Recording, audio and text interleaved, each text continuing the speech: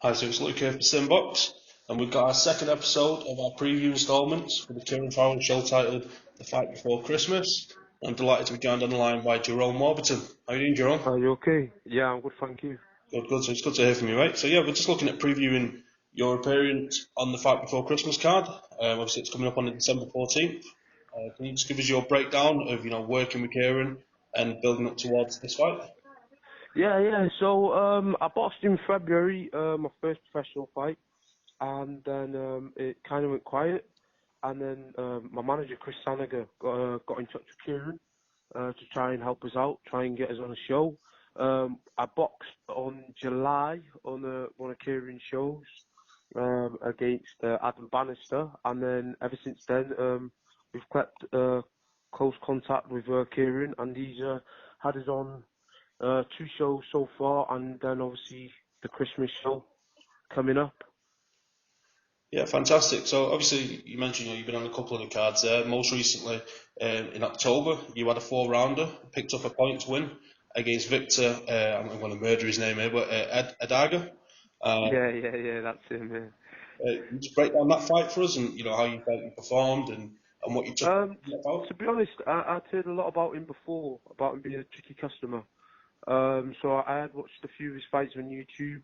I knew that, I had to be on the game to try and catch him because he's very awkward. He's like so very slippery. So I went into the first round, just tried to keep my distance, tried to fathom him out a little bit. He was making me miss and things like that. So then when I went to the second round, I tried cutting off the ring. I caught him with a shot. He nearly went down, but the referee didn't call it as a knockdown. Yep. And then I was pretty much on the front foot for the whole fight. Yeah, it was good. It was good to get someone a bit different, to be honest. This one just didn't want to come for a fight. He was very, very tricky.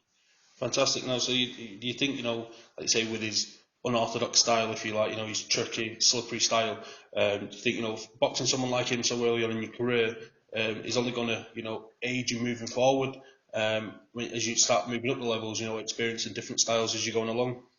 Yeah, that's it. Because you don't really expect most boxers to kind of box the back foot and just, be hard to hit. Especially like the beginning of your career. Do you know what I mean? Most people come for a fight, Yeah. so it was different, to be honest, especially compared to like sparring and things like that. Because sparring can be quite intense.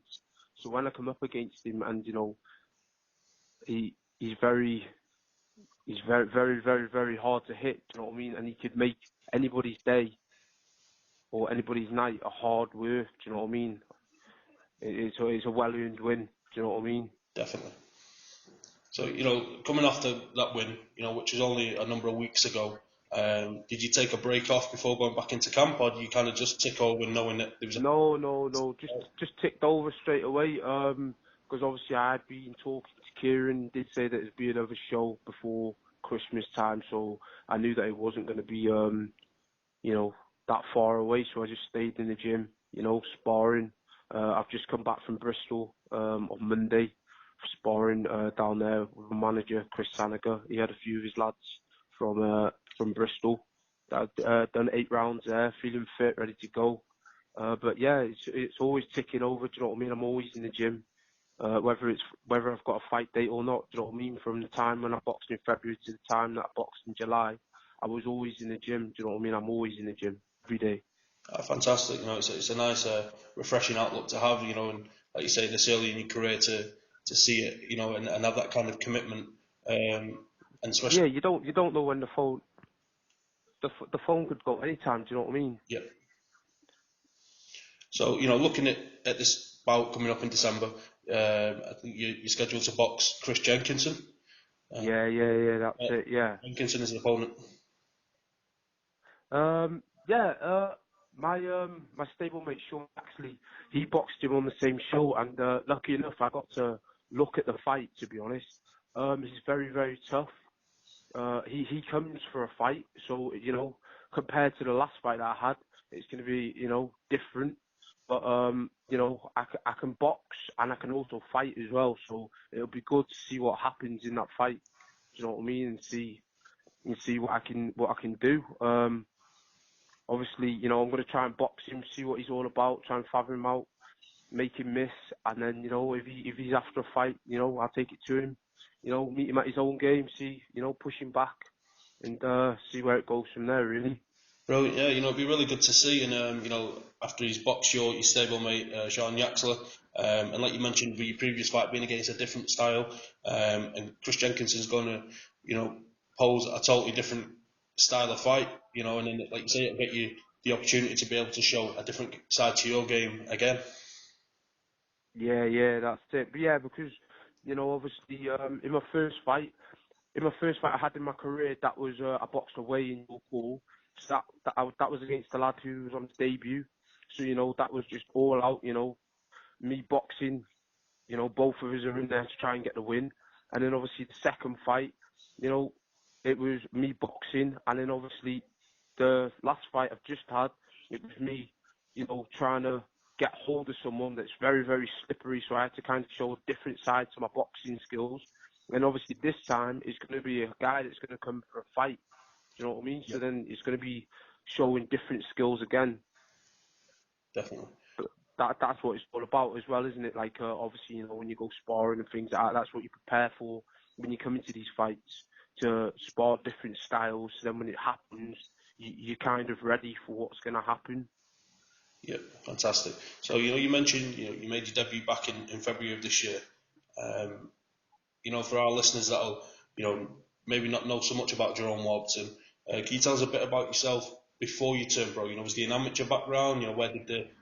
Yeah. To be honest, I started quite late in the amateur background. I started when about 15, 16.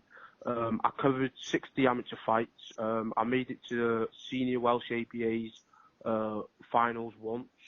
I ended up actually boxing Sean Yaxley, my own stablemate, in the semi-finals of a different Welsh ABA's the year after, which I sadly lost to him. You know, shake hands, it's all due respect.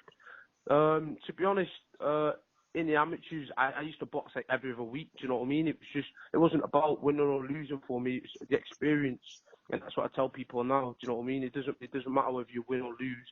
It's about getting the rounds in, getting fit, learning different things as you go along. Do you know what I mean? Obviously, it would have been nice to win a Welsh title, but what it is, you know, it is what it is. And yeah, I was always in the gym ticking over. To be honest, when I first started off my career, I was, you know, messing around, you know, wasn't really taking it serious. So I did pick up a few losses that I shouldn't have really lost. And then I had a season where I was training very hard, and I think I won 8 fights, lost 2 in that season, and I never looked back from then. So I think I won about 40 of my 60 fights. So yeah, I had quite a good amateur background, to be honest. Fantastic. So at what point, you know, coming towards the end of your amateur career, did you think, you know, this is time to turn over now and give the pro game a crack? You know, what came to Um, mind and helped you make that decision? well, to be honest, you know, there's only so much you can achieve in the amateur background. Obviously, I'd had 60 fights.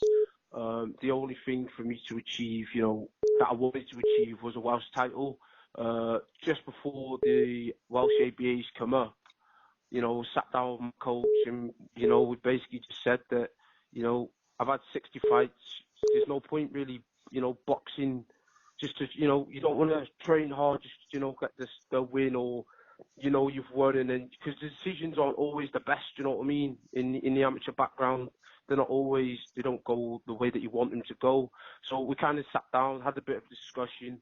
Sean actually signed up with Chris first, and then we had a chat with Chris, and then obviously then I signed with him, and then that was it really.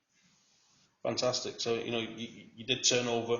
Again, we've mentioned a couple of times, you made your debut back in February. And, you know, by the time you have this fight in December, that would have been 4 wins, 4 fights in your debut year. You know, what's your thoughts as you look back on your first year as a pro, as a general overview? To be honest, it's been good. Obviously, I had a very big gap between February and July, which, you know, it can't be helped. You know, we had a few shows let down and things like that, but, you know, it just happens.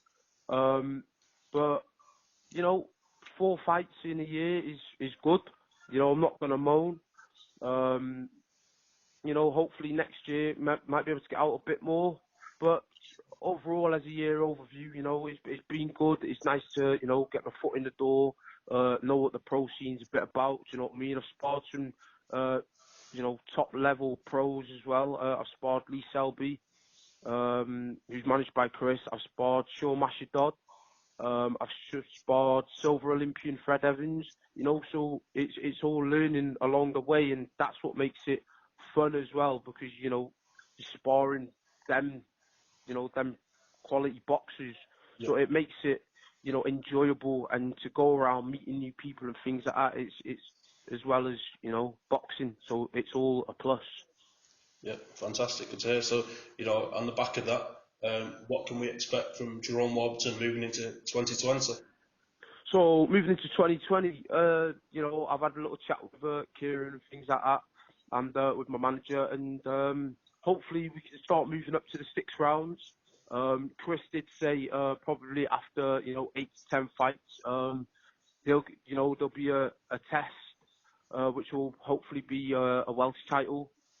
Hopefully the show will be down in North Wales to get all the North Wales fans involved, which will be very good. But yeah, just, you know, take every step as it comes. You know, even if I have to do a few more 4 rounders, the beginning of next year, and then look towards 6 rounders. You know, I'm only 24, so I've got plenty of time ahead of me. Do you know what I mean? So it's not really a rush. Yeah, fantastic. Well, I'd like to thank you, you know, for your time today. Yeah, no worries. I wish you all the best for December 14th, and I'm sure we'll catch up Yep, on the night. Thank yep. Okay, thank you very much. you very much. Take care. Bye, bye, bye.